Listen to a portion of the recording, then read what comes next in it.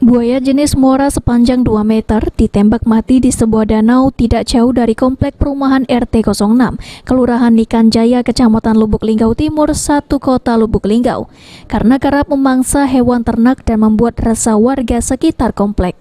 Tewasnya buaya tersebut membuat warga lega dan menjadi tontonan warga sekitar komplek yang selama ini telah merasa resah dengan kemunculan buaya tersebut terjadi sekitar 1,5 bulan lalu. Berbagai upaya telah dilakukan namun selalu gagal setelah ditelusuri buaya tersebut diduga milik seorang anggota dewan yang lepas ketika hujan deras dan langsung masuk ke dalam kolam terbawa arus. 7 ekor ayam dan 2 ekor bebek dimangsa buaya tersebut yang kerap muncul siang hari saat suasana sedang sepi. Bahkan salah seorang warga setempat ketika sedang memancing nyaris menjadi korban. Secara tiba-tiba buaya menghampirinya dan hendak menerkamnya.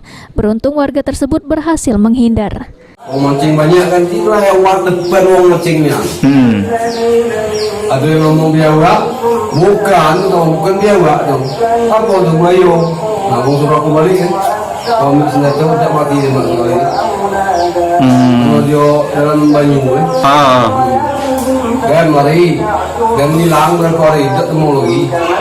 Setelah seminggu keluar lagi dia. Nah keluar terus. Tri Hajaria, PAL TV.